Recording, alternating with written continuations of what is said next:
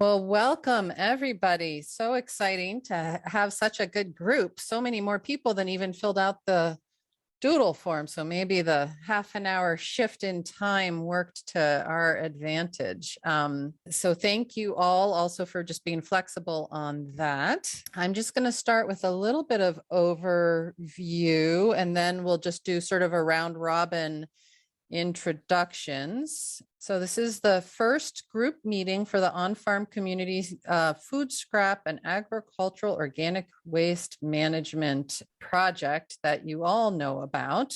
And just as a reminder, our overarching goal with this project is to develop sustainable, community-oriented composting sites with farmer partners to manage food scraps, farm residues, manures, and other organics. And so it's community-oriented in that all of our partners will be taking scraps to some extent in different models that we'll be talking about today, to, from their communities to compost then in an integrated on-farm composting system.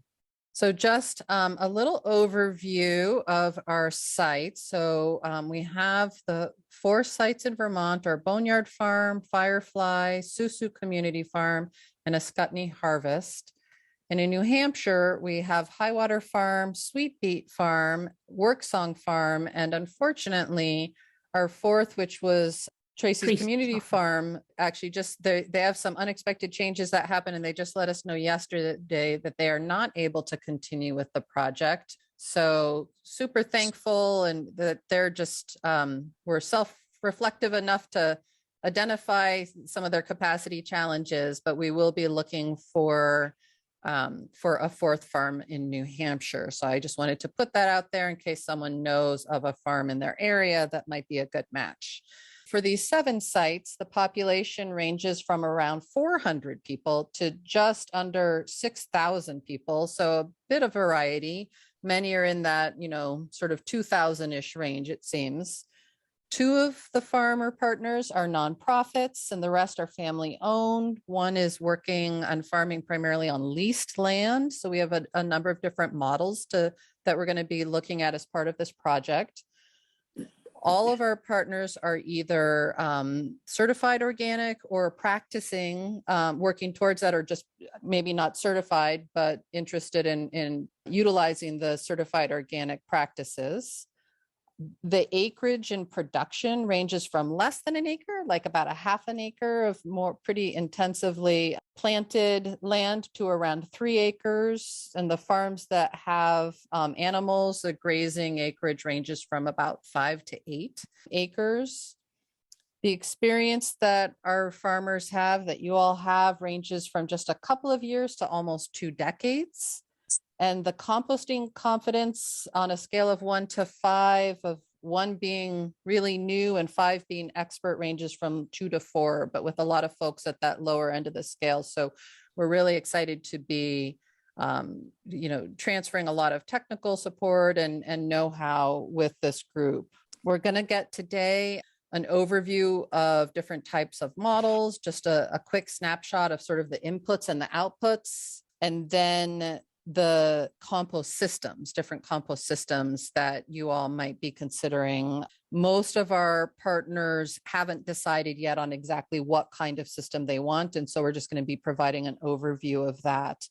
One of the things that I think is really great from the assessments that we've done, we've completed or in the process of completing with our partners, is that there's a real connection to community and wanting to provide educational opportunities, whether that be more formalized through schools or just, helping people understand why organics diversion from landfills is a good idea, how it's all connected to closed nutrient loops and soil health and water quality, which is great.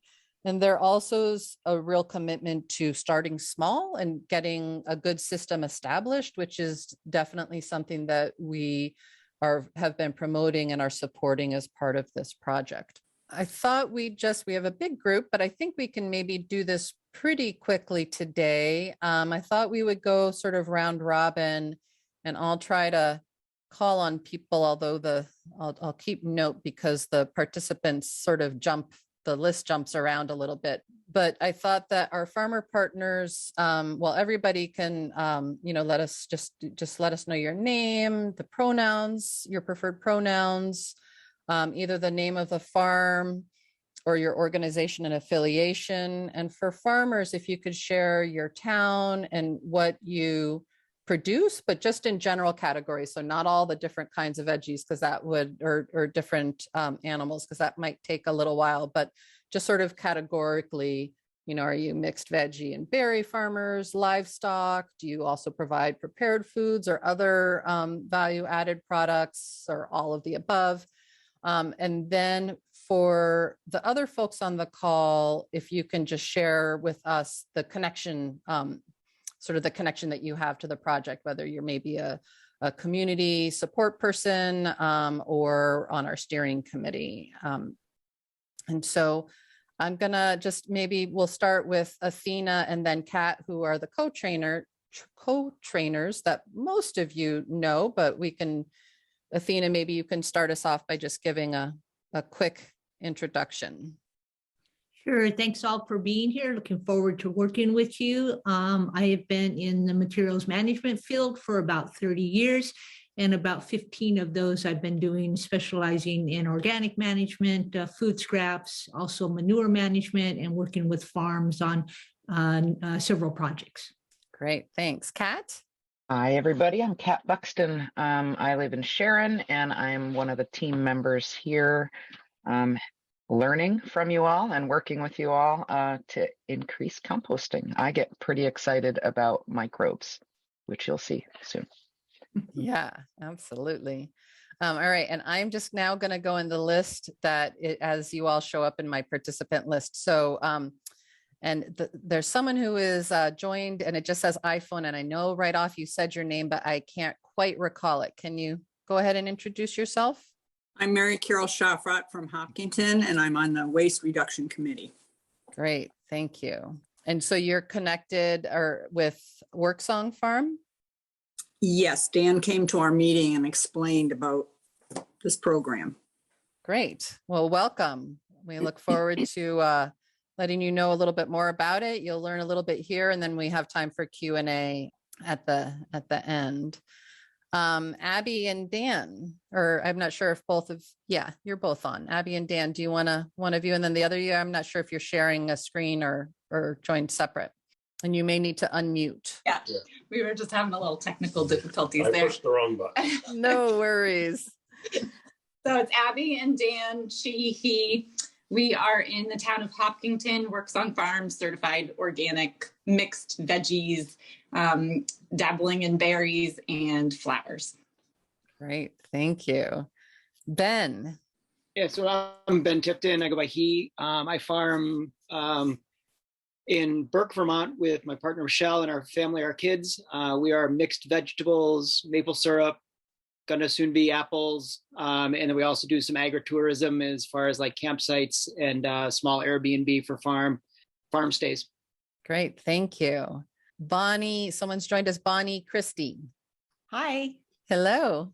Not seeing myself up there, but anyway, yeah, I'm the chair of the Waste Reduction Committee that Mary Carol is also on, and there's a Great. Third member of our committee here. She and I are both sharing the screen, but we Great. used to be the recycling committee, and then we realized the name of the game was waste reduction, and food scraps is a big part of that, but we haven't been able to get our waste staff in town to warm up to the idea. So when Dan came to our meeting with this, idea of doing this on Worksong, we were thrilled, just really excited. So we're hoping to partner in any way that we can be helpful, particularly in that educational community connection part. So yeah. Wonderful. Thank you so much and welcome. Thank you. Devin? Hello, my name is Devin Brody. I am a soil scientist with the USDA NRCS out of the state office in Colchester, Vermont. Thank you. And Devin is part of the project steering committee. Franz, Hi, everybody. My name is France Han. I go by she, her. I am here representing Sweet Beet Farm. We are located in Bradford, New Hampshire, and we basically grow vegetables. And we also sometimes dabble in flower growing, but very little. Thank you. Great, thank you. Gary. Thank you, Natasha. My name is Gary DeZiel, he, him. I work for University of Vermont Extension. I'm out of the St. Albans office in the northwest part of Vermont. I do community development work. I also work for Lake Champlain Sea Grant. My connection to the project is as a steering committee member. Thank you. Great, thanks so much. Kelly.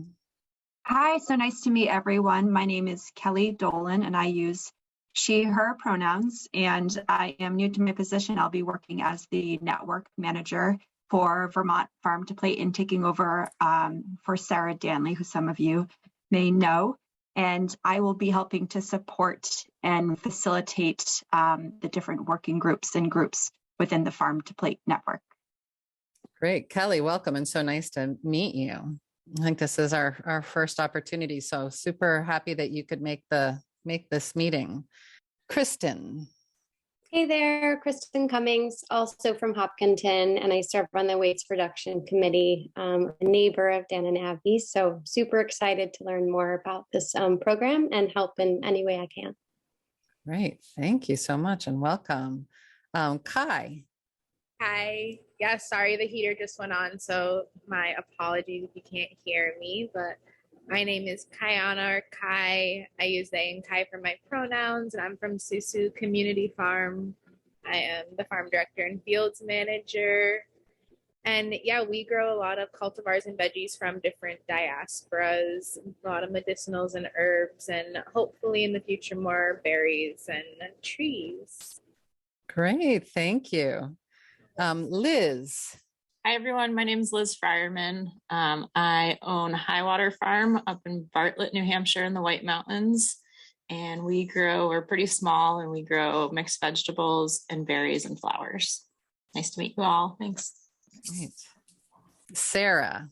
Hey, everyone. I'm Sarah Danley. I use she, her pronouns. I'm the one that Kelly Dolan referenced. I'm the outgoing Farm to Plate network manager. Next week is my last week. But I've been involved in this project on the steering committee and working closely with Natasha and Kat and others on the call on creating a guide handbook for on-farm composting. So really exciting to get to meet you all and be here for this meeting, even though I'm on my way out. I will miss you, Sarah. We'll still hook you in somehow, I'm sure. Ollie. I'm Ollie Coltrera, they, them pronouns, and also on the way out, I'm currently working for the Vermont Agency of Agriculture, but transitioning to working on a couple farms in Vermont in the next couple weeks, and I'm also on the steering committee. Maureen. That's okay. This is Maureen Kroll, and I am from New London, New Hampshire, and I'm very excited to hear about Hopkinton's waste reduction program, which I would like to hear more about. I am mainly a community support person because I'm very interested in getting composting into New Hampshire, but I'm also on the steering committee. Thank you and nice to be here. Thank you. Pierre. Hi, everybody. I'm Pierre. My pronouns are he and his, and I work at Sweet Beet Farm from Bradford, New Hampshire, and we grow a bunch of veggies. Great, thank you. And I think I saw Stephanie, but I'm not seeing her in my list right now. So, there you are, Stephanie. Are you on? I am. I'm Great. Stephanie Smith, and I work for the Vermont Agency of Agriculture. I use she, her pronouns, and I think I might be on the steering committee, but I may have been a late arrival to the committee. Yes, thank you. You're definitely on the steering committee. All right, and I think I got everybody, but if I've missed someone in this long list, apologies, and just unmute yourself and jump right in. I'm just doing a head count on my list. But yeah, Natasha, I'll go. This is Hannah Doyle. Oh, Hannah, I'm sorry. I did see you okay. in there. Yeah, Hannah, thank you. No problem. I'm Hannah Doyle. I use she, her pronouns, and I run Boneyard Farm in Fletcher, Vermont. We raise pastured, non-GMO pork, chicken, and eggs, and we grow a market garden of vegetables, cut flowers, and herbs, and one bed of strawberries. I almost forgot. And we do some value-added things like jam, pickles, chutneys, etc. Thank you. Thank you very much. Great to see you here. Anybody else that I might have missed in my long list of participants? This is I can go. This is Lauren. Oh, great. Lauren, I did miss people. And then there was someone else too. Go ahead, Lauren. Hey, I'm Lauren. I use she, her pronouns. I am from Ascutney, and my farm name is Ascutney Harvest. We are growing mixed veggies, and we're hoping to create a community compost project for our future farm stand customers to drop their food scraps. Awesome. Thank you so much. And there was one other voice I heard in there. This is Bonnie Christie. There's one other member of our waste reduction committee from Hopkinton here. Her name is Ginny Haynes.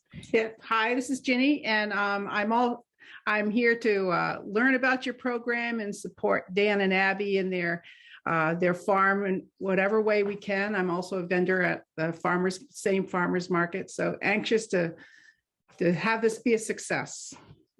Wonderful. Well, thank you all so much for sharing a little bit about yourself. And there will be plenty of opportunities at our future compost tea talks to also get to know more and potentially for some farm field trips if we can pull that together later in the season. So if you want to visit each other and get to know other of the partner farms in this project. But for now, that was a great round of introductions. Thanks for all the interest and so happy that so many of you were able to show up today. And we're going to now transition over to Kat, who is going to walk us through some of the system options and the model and the science. Thanks, Natasha. Thanks for a great intro and great to meet everybody, some of you for the first time. So yes, this is why we're here. We're going to close the loop of community composting, and this little diagram just is cute. It shows us some of the ways that we can do that. Many of you are small farms and within your community, and so this is going to be an exciting project. And as Natasha mentioned before, that so many of you have a community focus is really going to sort of make this picture come to life.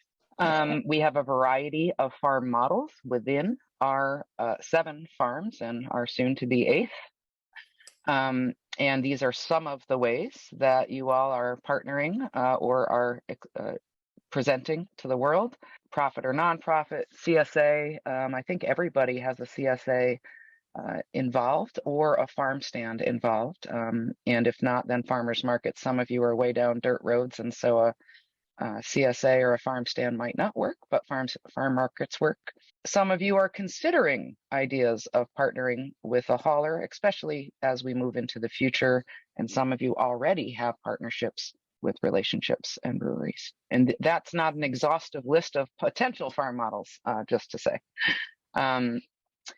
In this project, what we hope that you'll see is that you'll see some reduced inputs of off-farm generated fertility and more from on-farm generated fertility. The project has its own inputs, of course. It's going to require a system, which we've been working with each of you on, tools and equipment, which will be working with you on what you have already and helping you to plan for what you might need for the future. Working on feedstocks and helping you identify those on site, ideally. You will have to put in time and labor, and of course you all know that. Farmers know that better than anybody.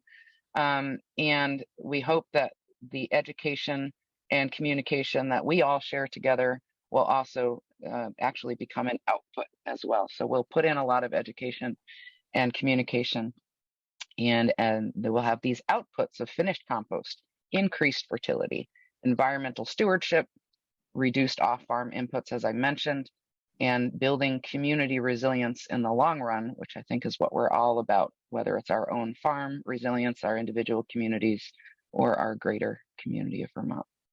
So the science of composting is super exciting. We're not going to go into depth about that here. Many of you already know it, and we'll have lots of opportunity to literally dig in to the science on your farms.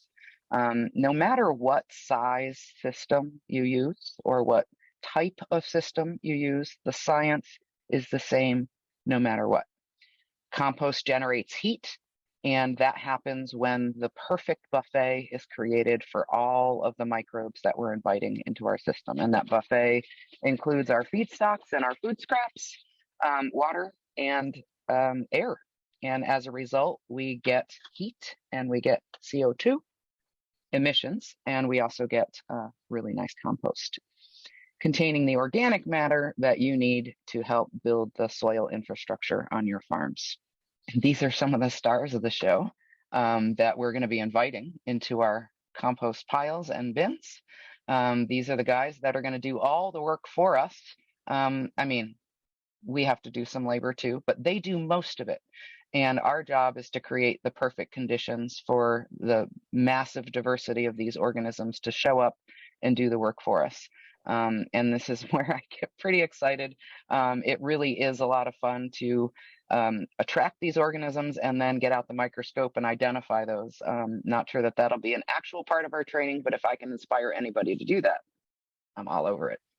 Next slide. Kat, let me just jump in and say, I just procured my first field microscope. So Ooh. I will, if anyone is interested, Nice.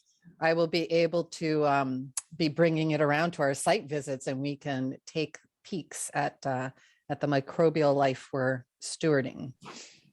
Awesome. Yeah. And just a little more on that, you know, just with a microscope, we can tell a lot about the fungal and bacterial ratios in our compost piles, and that can inform us a lot about our final product. Just a little more on the science. All of the feedstocks that we use, whether they're the food scraps or they're hay or they're wood or leaves or anything, everything has a carbon to nitrogen ratio. We don't need to get hung up on the math of any of this, but know that Natasha and Athena and I come to the table with an understanding of the carbon and nitrogen ratios of various products.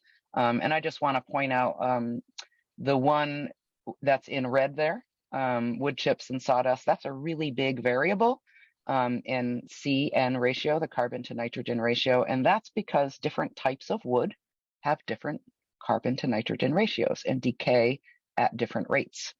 So we'll help you to identify all of that. And we just wanted this slide to be in here to let you know that there is such a thing as a CN ratio, and there is a vast list of materials, much longer than what you see here on the slide, of potential feedstocks. And that ratio of 3 to 1 is really critical. It is the most common error in composting is to just not have enough carbon materials. The way I think of that is the food scraps and all of the things that we're trying to decompose and turn into soil are the proteins, and the microbes, in order to eat all of those proteins, need a lot of sugar. And that sugar comes from those dry carbon feedstocks. So if we don't give them the energy that they need to digest the proteins, we're going to get a big stinky mess. So those 3 buckets for every 1 of carbon, and it doesn't matter if it's a yogurt container or a bucket loader, it's still 3 to 1. And we're going to help you to build that into your recipe. And of course, the quality of the materials coming in makes a difference. So we'll help you to determine good quality materials, both in terms of feedstocks and in terms of the incoming food scraps, especially if you're collecting from the community. We'll help you, and we've already talked with each of you a little bit about potential contamination that comes in, fruit stickers, plastics, etc., and help you to set up a good communication system with your participants, whether they be CSA members or farm stand or farmers market, restaurants, etc., to reduce the amount of contamination coming in. And the different types of buckets for how to collect those materials will depend greatly on your model, and we'll work with each of you on that. Here you're just seeing a couple of different kinds of systems that people are using. There are all kinds available. They all involve some buckets, and so we'll help you choose the ones that work best for your situation. Great. Thank you so much, Kat. Now we're going to switch over to Athena, who is going to walk us through some system considerations and thinking about what's right for your farm. Okay, when you go to planning your system and setting it up, these are the factors that you really want to consider. So what are your available feedstocks, food scraps, on-farm residues, manures, and your carbon sources?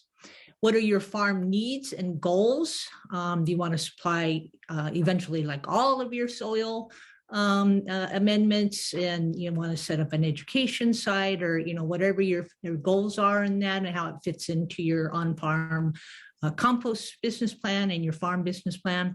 What are your people skills? Do you have workers that you're going to get involved, or is it just you? You got kids? However, you've got that labor factor, your site capacity, whether you can, and fit into the regulations. What is your site layout, the size of the layout, and limiting factors on that. Your permit regulatory limits, which I just mentioned, and your resource access. And this is something that really factor in whether or not you have the equipment, what supplies you have, your time, as we mentioned. All of those are factors. Okay, so the first system we're going to look at is called an in-vessel system. The one on the left is called a Jora. The one on the right is your typical sort of conical in-vessel system. They all are pretty much this kind of system. This one is a manufactured one. This one on the right, you can download the plans for building that and constructing it. The Jora on the left is not powered, the one on the right, and usually the larger in-vessel systems do require some kind of power. Some of them you can turn by hand with the hand crate. So in-vessel systems, you can build your own. You can take a barrel, you can drill holes in it. I'm sure a lot of you have seen those kind of systems. The Jora will cost about, I think, about $600. I think they are at the current rate. That's a large one, and that's through a CAV discount. Natasha and I have worked with a lot of these systems all throughout the Northeast. They're a very good system for composting food scraps.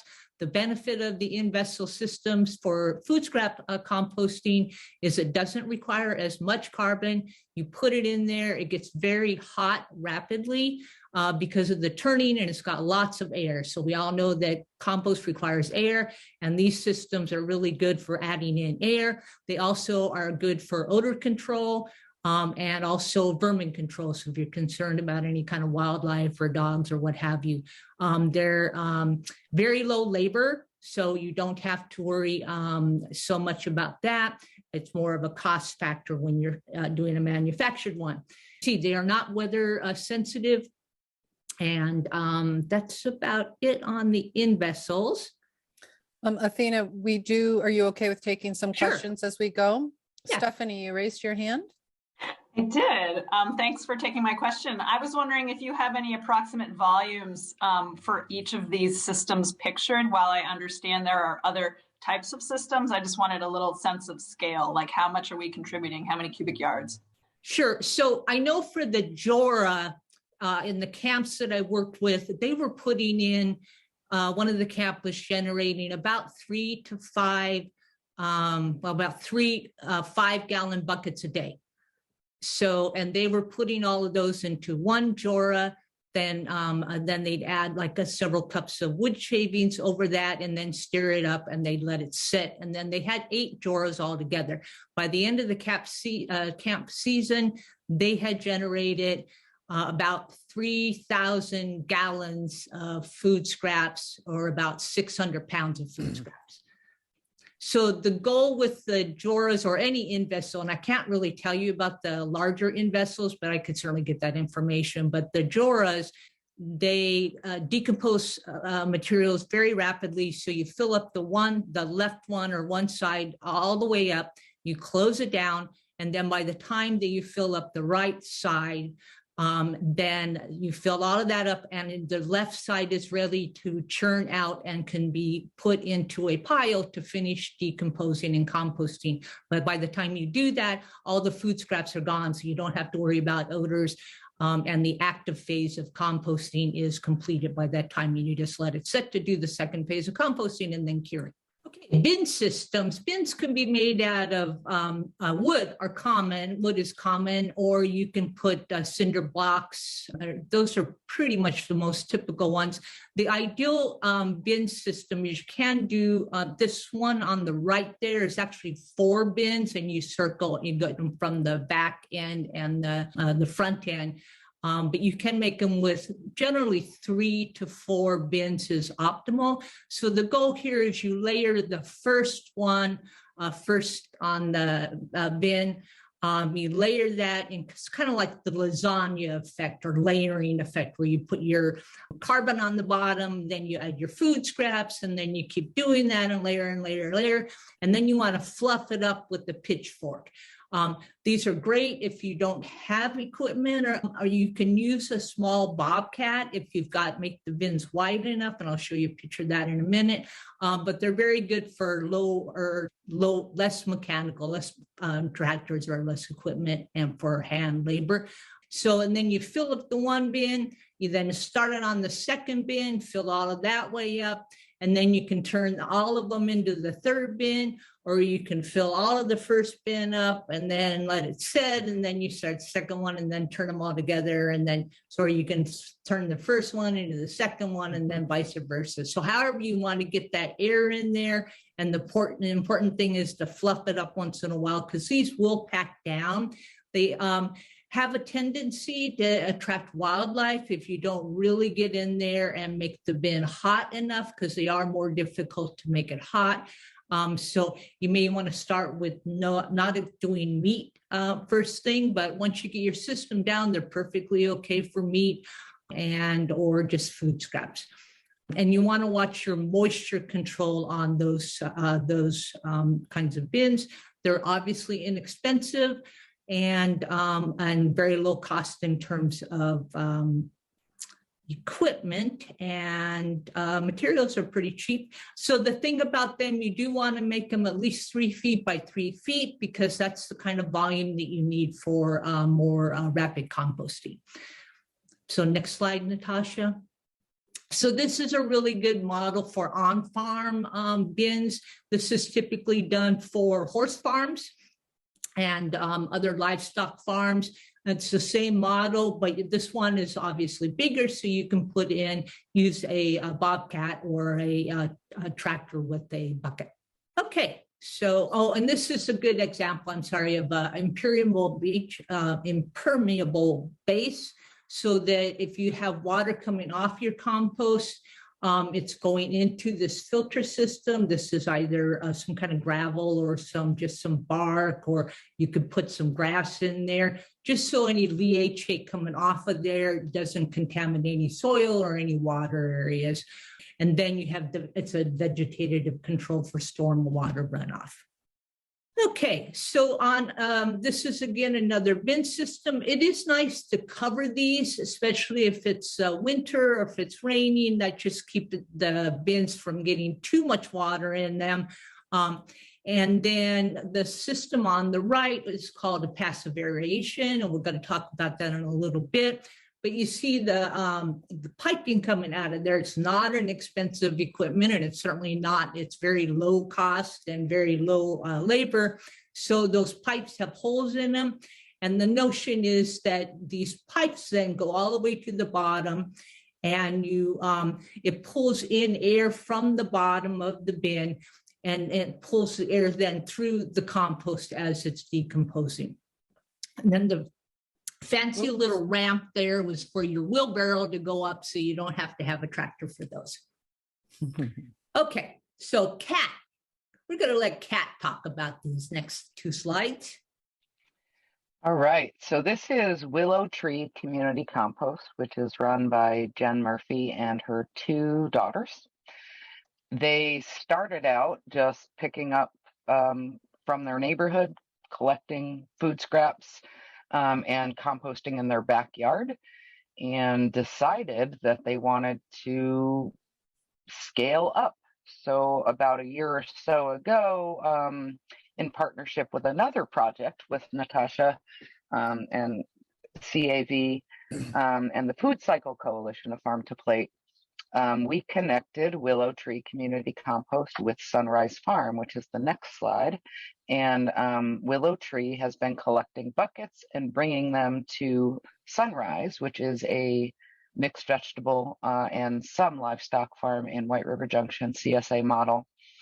Chuck Worcester is the farmer at Sunrise, and he originally wanted to, as a part of our Food Cycle Coalition Farm to Plate project, we were looking to help farmers who wanted to, say, fly under the radar and do small scale composting without needing permits, and help them to understand what those rules and regulations were. And in the process, Chuck identified that actually getting a medium scale facility registration was going to be beneficial to him. He stacked his functions, and you can see the solar panels here. So he had already figured out how much solar energy they needed to run the farm, and they built a facility to hold that number of panels. And because of the site that it was chosen, very central to where his CSA members would be, it's also on bedrock. They ended up going for a medium scale facility so they can grow into it. Right now, they're not taking anywhere near the food scraps that would be required for that registration, but they're excited to grow toward it. And they installed an aerated static system, which is the pipes that you see here. So they're using air to increase the capacity of the heat or the airflow in the piles, which then increases the capacity of the heat and actually increases the frequency with which it's decomposed. So it speeds everything up to have aerated static system. Chuck is very happy with this system, and as I understand it, they put their first finished compost out on their vegetable fields this past year.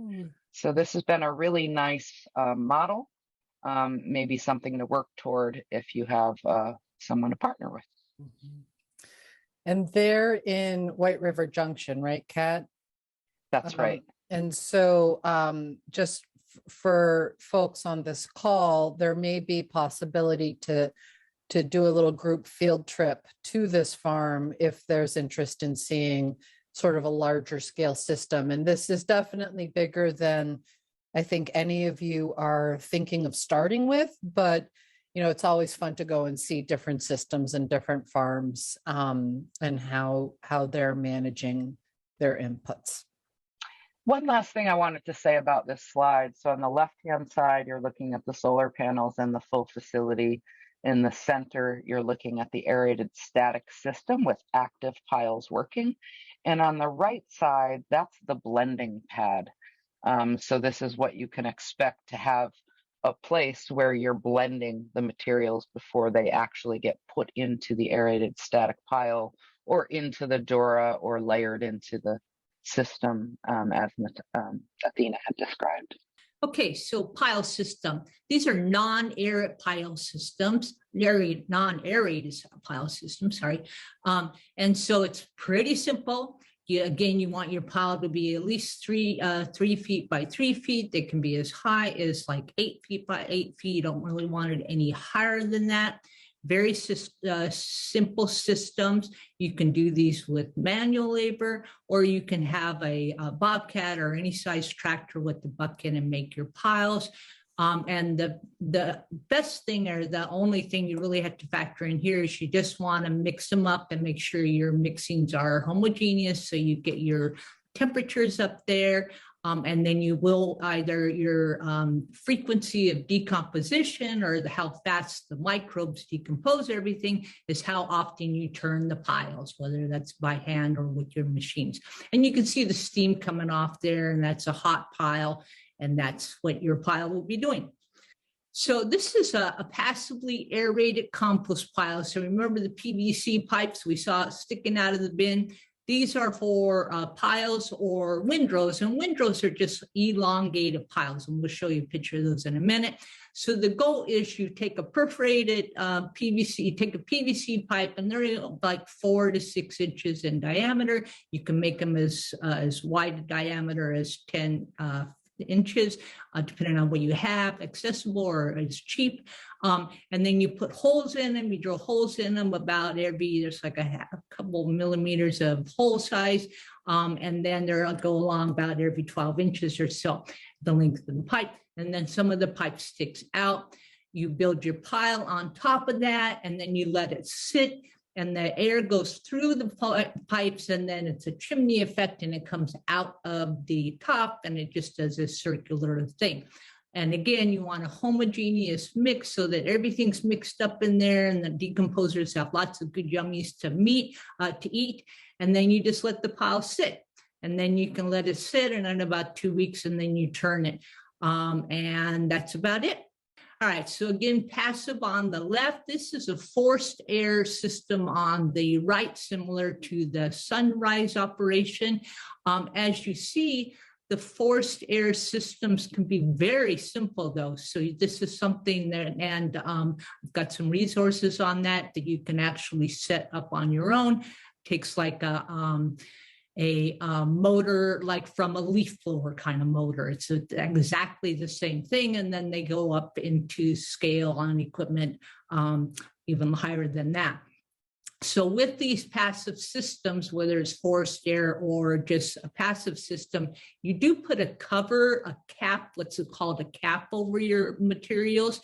So you get your homogeneous mix, you layer it on the passive, on the PVC piping, and then you cover that with either some wood shavings or finished compost. You can use wood chips if you're going to screen, but best not if you're not going to screen. And that just caps everything, and it keeps the pile insulated so that the moisture remains inside the pile, and it also helps it heat up faster because the heat's not escaping. So again, this is an aerated pile, and this is and/or windrow. You can do these on elongated piles or windrow systems. And you see the one on the right is just a real simple leaf blower kind of model. And then the one on the left, it's a similar kind of operation. And that's actually on a farm. All right, so turn windrows is where you actually aerate the system. So it's similar to a pile system. And with the turn windrows, what the notion is that you build your basic structure, you make it really homogeneous, you don't have any passive pipes underneath, and then you just add to it. So you add to it on one end. You want to monitor each end of the piles, and just remember where you keep adding your materials. So like if you're going to add your materials on the one that's on the left there, right at the front, and then you roll the materials down as you turn so that the end is more finished, and the first one is where you add all your materials. You'll have, with any kind of pile system or with windrows, your compost will be completed in about 6 months or up to a year, depending on your frequency of turning. And with windrows in particular, you want to keep your piles and your temperature monitored. And then when the temperatures reach about 140 degrees, you can go ahead and turn it. And as it declines in temperature, that's also when you want to make sure you return it. If it goes below 120 degrees, it's time to turn it. So when you first build your windrows, you're going to turn it usually about once a week or so, or maybe even twice a week, to keep those temperatures going up to over 120. But then as it cools down and it's less out of the active phase, you can turn it less frequent, and then it'll just keep composting and decomposing. There are, I put together a spreadsheet on all of these, and that'll give you the ideal parameters and all the diagram for the windrows. The benefit on the windrows is that you kind of make it less curvy, less mountainous, and more flat on top. And that's a better way to get the water in and less flowing out. So the one on the left is on a farm, and instead of covering your compost with a cap, like with compost, or finished compost or wood shavings, you can actually use a cloth cover, and you can purchase those, or you can get them online and such. And then this is an example of a community composting where they're turning their windrow by hand. So that's also potential. You don't have to have a tractor to do these kinds of things. So this is Stratford Village Farm in Stratford, Vermont, where they had been taking food scraps from the school and the general store in town and bringing them to their farm and mixing them with mostly barn bedding. And we held a class there showing folks how to turn the pile. We did have a bucket loader. We also had people by hand. So in this particular case, we had both people and tractor working together to flip the pile and to layer in bedding materials, which, as I mentioned earlier, is often the problem when you get to a pile and it's really stinky. There wasn't enough feedstock in there to begin with, so we relayered the pile with enough feedstock. And so this is just an example of a hand-turned or mildly tractor-turned windrow pile that Athena was just going over. And here we are at Tamerlane Farm. Tamerlane is Kingdom View Compost. They're up in Lyndonville. Eric Paris has been running this operation for a while, and he's been working closely with Brian Jaros. If any of you are interested in fancy systems, sometimes very simple fancy systems, I would get in touch with Brian Jaros, and we can certainly put you in touch with him as well. Check out AgriLab Technologies, who's been doing a lot of work on composting and compost heat recovery and advancing aerated static systems in Vermont. So this particular system is a medium scale facility on their way to a large scale facility. They realized that with the advent of the aerated static system with the forced air, they were able to increase the speed with which they were processing materials, so they increased their capacity for what they can take in and what they'll be putting out. And this has become quite a good operation for Eric Paris up at Tamerlane Farms. So an example of how big you can go. There are bigger than this too. But this is definitely big in the Vermont farm composting scale, I'd say. Yeah. Yeah, forced air systems are really the best for composting food scraps, particularly on a larger scale. So, hey, Natasha, can you point over the box in the back there? So that's where the motor is, and you see the pipe coming out there. And so that's all connected to all of these pipes that are going in each of these bays so that they can have piles on each bay or rotate that pile into the other bay. And so, and you notice there's not really high, it's just wider, and then there's pipes underneath all of those. So, and they've got a system where they can actually pull out their pipes, because you can see where they pull them out instead of it having to turn the materials. So for smaller systems, the thing you got to be careful is when you turn the materials, you have to be careful not to break the pipes because they can be damaged. But it's a great system because it gets your compost and food scraps going really hot, really fast. But definitely not necessary, for sure. So no, but we do have a question for Kat. When you mention medium or large scale systems, are you using the solid waste management rule definitions as the thresholds?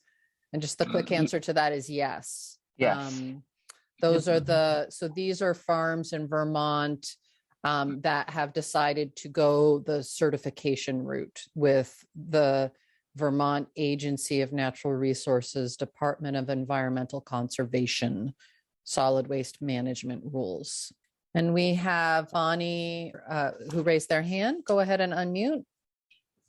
Yeah, these systems can be very, very simple, as in the uncovered, unaerated windrows, or they can be a lot more complicated with all kinds of aeration systems. Why would you not want to just go simple, with the turned windrows? Is it that you can produce more faster with aeration? So that would be the incentive to get more complex with it? So yeah, so it depends. It goes back to some of what we talked about, or Kat, I think, was talking about at the beginning in terms of the goals of the individual farms. And that's one of the things that we've been talking with each of our partner farms about.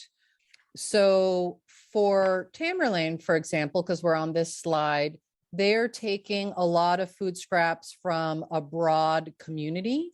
And so it's also important to say that they didn't start this size, right? So they started out small and they've grown. So they're a little bit more mature in terms of how long they've been doing on-farm composting and processing food scraps along with on-farm organic residuals. So they are looking to produce, like if your goal as a farm was to produce as much finished compost as quickly as possible, some of these aerated systems will get you there faster, and it will allow you to process more material through your system, as Kat was just explaining. If you have just a small 3-bin system, or a 4-bin system, you're turning, you're putting less in, it's taking a little bit longer, and you're still getting finished compost, but it's at a different scale and a different tempo, I guess I would say. And we're definitely encouraging, we sort of wanted to show the whole variety or the whole full spectrum of different types of systems and sizes. But, all of these farms have started small and are growing up now, some of the larger ones that we've seen. And they have different goals in mind in terms of the volume, how they're defining their community, what size their CSAs are, what the different sources of their feedstocks are coming from. And so those are just some of the things that you would keep in mind that would guide the decision around what kind of system and what size system. Yeah, and our role is to really work with each farm partner with what their goals are and what their tools and equipment are and their space and what their, feedstock and their compost confidence. And to start small. Mm-hmm. And there are no right systems or wrong systems. It's the best management practices within each system to make it work. And so there's, absolutely no no judgment on any system, but just to show everybody the overview so that if you want to start with this system, you could, grow it into another system just so you can plan, or keep that system and then just grow that other system. So I have a follow-up question. Sure. Which actually isn't related to my previous question, but it came up for me earlier and I didn't want to lose it. One of our motivations in diverting food waste from landfills is to reduce the production of methane, greenhouse gas, the problem. So can you talk a little bit about, in an earlier slide that Kat showed, there was the inputs and the outputs are like water, heat, and CO2. So what is there a different, if one of your goals is to keep your emissions, whether they be carbon or methane, as low as possible, if you're doing more aggressive aeration and so forth, does that change the output of emissions or no? There's always some carbon dioxide that comes off of a compost pile, but much less than the methane. Methane is a much more powerful greenhouse gas.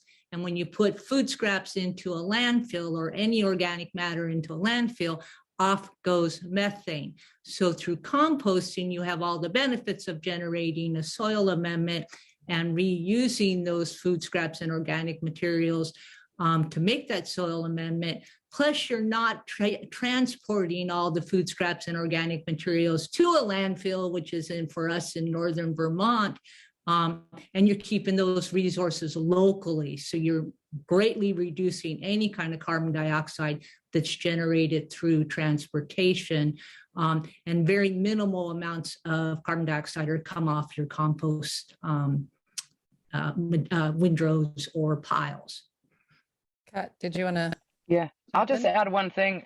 comes back to the bugs, those little microbes that I get so excited about. The ones that like air are the ones that we are inviting and creating buffets for, and those are aerobic organisms.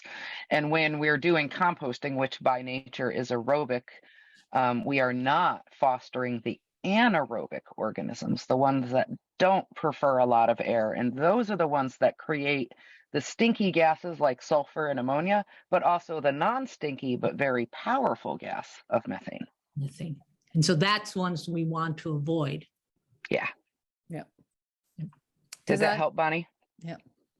Yes, sorry. I had to unmute myself. Yes, thank you very much. Appreciate it. Yeah, and there are calculators that we'll be using with to measure the amount of food scraps, and that also calculates the gas, greenhouse gas reductions through our composting efforts. So we'll be working with the farms to factor those out. Yeah. Okay, one more slide, I think, Natasha. All right, so this is vermicomposting or worm composting.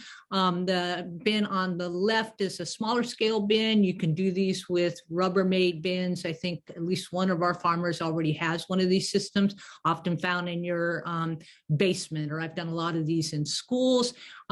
The system on the right is an on-farm system. The system on the right, they start with a 3-bin compost system. They compost cow manure and bedding and some food scraps and some other carbon sources.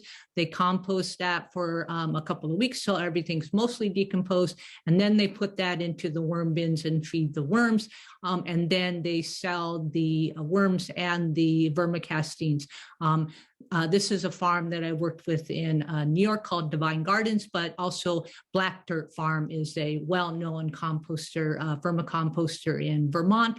And Natasha can tell you, but I think we have one of their videos up on the CAV website. And so you might, if you're interested in these kinds of systems, you could take a look at theirs. It can be scalable. Again, if you compost your materials first in a bin system, then you can have that compost as well as feed your worms and get vermicastines as well, which makes a really high quality, very nutrient rich compost material. So we're just going to talk a little bit about the site plan now and things to be thinking about as you're siting it, thinking about where the best place is to locate your compost system. So overall, it is good to have, to sort of keep a binder or an electronic file with some of these things in them. As a communication tool for your compost team, if you have one. It depends a little bit on how, if it's just a couple folks or a larger community effort in terms of managing the system. But once you've decided on your composting method, we have tip sheets on how to be a good neighbor. Sort of neighbor proximity and the optics of compost systems is something we've talked about with all of our partner farms already. It's good to, in your site plan, to also think about safety and fire emergency plans. Some of you may have security or vandalism concerns, although hopefully not too many, but that is something that does come up for composters, and just making sure that you know who has access or is accessing them. Monitoring and record keeping is something we've already talked about as part of the farm assessments, and something that is definitely crucial and is really a learning tool as you get to know your system that you've chosen and you're refining your recipe. What a lot of folks find is as they start composting, it takes a little bit of play, and there's that real sort of art and science to, the variability of some of your feedstocks that you're using. And if you keep good records, one of the things that lets you do is when you finally hit that sweet spot and things are cooking and heating up, you know what you did, and you can start to replicate that. And the faster you're getting those temperatures, the quicker the decomposition rates. And then that also impacts the sort of the volume of material you can move through your system. So these are all learning tools that you can iterate from. Understanding and having provisions for controlling odors is always important. That's part of being a good neighbor. That's also part of being a good composter, to understand that really when community members or really anyone raises concerns about attracting animals or wildlife, it's the odors that are there. And I can tell you that I've been composting in bear country in the foothills of the Green Mountains for years now and have never had bear problems. In fact, we see indications that bear go right past our compost and down and get into my neighbor's mixed waste trash totes that they put out, because that smells lovely and to the animals. And so you can, and we will be helping you understand how to control odors effectively, so everybody is happier and you're not creating potential animal nuisance issues. And then the other thing that we've talked about a little bit is contingency plans, and just understanding that life happens, things come up. And when you start taking on managing organic materials, you may have materials at any different different stages of decomposition. So if something comes up, understanding, especially with a community-based plan, how, like, making sure you have that communication channel open and you know how to tell your folks, whatever has happened, and please don't bring your food scraps on Friday. No one will be there to take them and to incorporate them into a system. So things like that, just so you really can be as responsible of a food scraps manager as possible. In terms of siting, you want to be thinking about year-round accessibility, because food scraps, we keep eating and we keep producing scraps that need to be managed. So having either year-round accessibility or a plan in place for what to tell your community members to do during a period of time where you may have limited access. Making sure there's sufficient space for the compost system that you choose. And that also is one of those deciding factors that we'll be working with you all on in terms of understanding which system is best for your site. Access to water is very helpful. Thinking about shrubbery or fencing to cover or block, that can be helpful for insulating in the winter. It can also be helpful to block view from a neighbor, say, who may not be so interested in seeing the ins and outs of your compost system. And we do have a site inspection form, which is really just a fancy word for a tool that helps us walk through. And as we're looking at your site, that will be part of the first site visit when we schedule those, that will help us just make sure that we're remembering to ask all the right questions and to keep all of this in front and center in our minds as we're talking about where the best place for your system is. And there's more that we've covered in terms of like setbacks and distance from waterways and all of that, but this is just an overview. We'll be going into detail on a lot of that. Yeah, Stephanie, go ahead. Yeah, I was just going to mention, because you talked about contingency plans and communication and whatnot. And if you find out that it's not for you, I was going to suggest having a unwind plan. Yes. How do you unwind from this? Yeah. And I'm not wishing failure certainly on anybody, but I think a controlled unwind is something else to think about. So I just wanted to share. Thank you. Yeah, thanks, Stephanie. And we didn't mention it here, but that is something that was actually part of the on-farm assessment that we're doing with each farm, and talking about that we'll be working with what we're calling potential closure contingency plans, so decommissioning plans. So especially for folks who may be setting this up on leased land, if something changes there, that's one of the models that we're looking at. Then not only do you have all of this different organic material at potentially different stages of decomposition, but then you also may have some physical infrastructure that you need to be thinking about too. So very good point, and something we'll be helping everybody keep in mind. And we can offer therapy too if we need to. Yes. So the site layout, and I'm going to show a couple pictures of this, but just overview. And we saw this a little bit with Chuck Worcester's farm, Sunrise Farm. So you need to be thinking about, when you're also thinking about where to put your site, and these may be two different sites, but you need a place to receive the material. So you need a place where your CSA members are going to be dropping it off. It might just be in a tote that's right where they're picking up their veggies, that you then take yourself to your composting system. If you're collecting from a farmer's market, you would have a tote there. So some way of either drop off or food scrap collection. And then also remember that you need to have a place where you're going to be storing your carbon. So you want to have a stockpile of carbon on hand, so you know that you have enough to balance the food scraps, those higher nitrogen materials that Kat was talking about. And then as well, basically if things are getting out of hand or smelly or you need to leave, being able to do a really good cap of that carbon material and having that on hand is like the way to sort of be like, time out, I need to reset my compost plan. And your mixing area and your carbon storage should be by your compost area as close as possible. Yeah, so the mixing, yeah, exactly. So that would be better, although you may have a smaller carbon storage to sort of sprinkle in on top of the food scraps as you're receiving them. Then you have your active composting area, which is the basic part of your system. And then you need to think about the curing, which may or may not be part of that system, depending on the system you choose.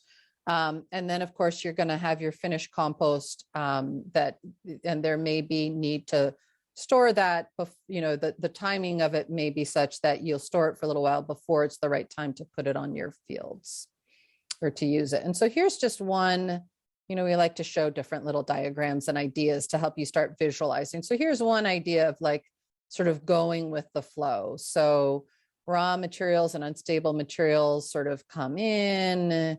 You have the receiving areas here, you're actively composting systems here, curing and storage. You want to think about the slope of your site, if there is any, if there is excess water, which way is it going to run? Make sure that you have the appropriate swales or berms or filter strips in place. And we'll be working with all of you once we get out to your sites, which will hopefully be soon, to be thinking about how to, how is it the most efficient way? You don't want to be stepping over your cure pile as you're trying to add material to your active compost pile. And here's and on that slide, Natasha. Yeah. So for most of your farms, if you're collecting from your CSA, you would collect that like, where your CSA is, because you don't really want anybody going on this site just for security and safety and all that. So your receiving area is what you bring to the mix. All your CSA food scraps, you would take them and plop them in your receiving area there. Yeah, and it just depends on the proximity will just vary based on individual farms and systems. And here's just another sort of view of, storage and here's their bin systems, a mixing area. This is actually just a simple trommel screen, just to be thinking about, we've worked with composting sites that are as small as in like a 10 by 10 or 10 by 12 foot area to like the larger scale that you've seen in some of the images. And so really, regardless of where you fall on that spectrum, like Athena was saying, and Kat as well, it's the science is the same, and it's just a matter of matching the system choice and the site layout to your individual site in a way that will help you achieve the goals as you define them, as the individual partner farms decide. And it's the same as well in terms of how you define community. And in all cases, we really recommend that you start kind of small. And so it may be that you don't even open it up if you have a large CSA to all of your CSA members, maybe just a subgroup to get yourself going, and then you can always expand. But it's easier to start small and expand up or bigger than it is to start bigger and then get overwhelmed and then have to try to figure out how to reconfigure with your community and your communications to shrink back down. So these are just things to keep in mind, and we'll be, of course, individualizing all of this with each of you as we continue in this project. That's really brought us to the end. I wanted to just highlight some next steps. So I'm working on sort of taking all of the information that we've gathered from the farm assessments for those of you, and most of you, we finished that sort of long form that we've filled out in dialogue with each of you. And so I'm going to be sort of crunching that down into a narrative summary, outlining what we heard you say. We think the feedstocks, so the different materials are going to be that you're going to be dealing with, at least initially, what you have access to, what your thoughts are in terms of the scale, what we think is likely a good starting model, whether it's a CSA, farm stand, or bigger cafes, brewery, spent brewery grains, or whatever it is. So I'm going to be sort of summarizing all of this and then sending it back to each of you individually to talk about suggestions for our first site visit. And with that, then we'll also, or maybe sooner, we'll be sharing the compost model matrix that Athena put together that supports this. So you have some of that information to look at. And so we'll be sending out in the near future to each of you communication about actually scheduling site visits. I think now we're towards the end of April and things are, end of March, and things are feeling warmer. And so I think it's time to start looking at getting our first site visits planned. I am going to be also circulating a short, like 30-second survey on some demographics that is required by USDA. So you can keep an eye out for that. We're going to be needing to identify one more partner farmer in New Hampshire. And then two more things I wanted to just remind folks of is we had this idea of these virtual compost tea talks, which will be opened up to all of you, plus a broader community of farmers who are interested in food scrap on farm composting. And we'll have either, invite specific folks, perhaps even some from our steering committee to come and share some of their expertise, or it could be just an open Q&A, sort of popcorn style, and address issues. And so we're going to be thinking about when to start that, likely after the first site visit and before the second one. And those are optional, but just so you have an idea that that's coming.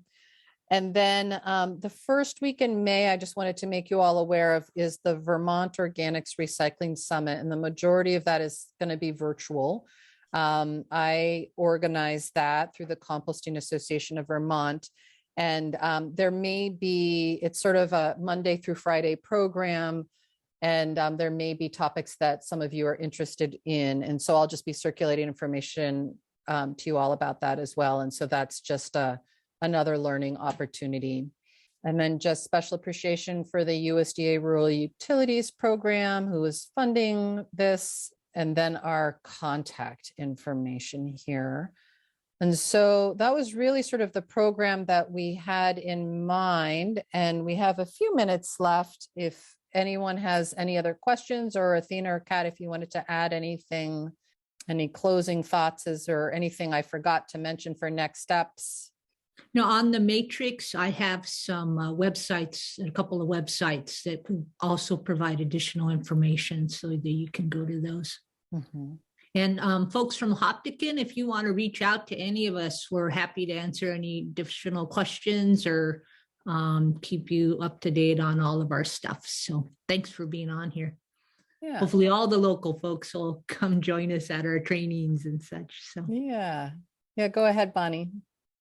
Yeah, if you can help us out, not right now, but eventually with how we do the educational outreach, because the way I see it working in Hopkinton, Dan and Abby will be doing the actual composting on their farm, but our committee would be more of connecting to the community. And if you have templates for posters, ideas for presentations, or how we could bring it out into the community, that would be great.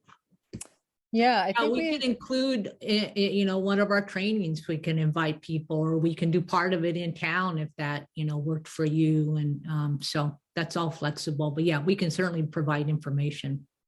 Yeah, and just know in terms of timing that our priorities are really to first set up Dan and Abby their system and help them define and understand what their comfort level is in terms of starting and when is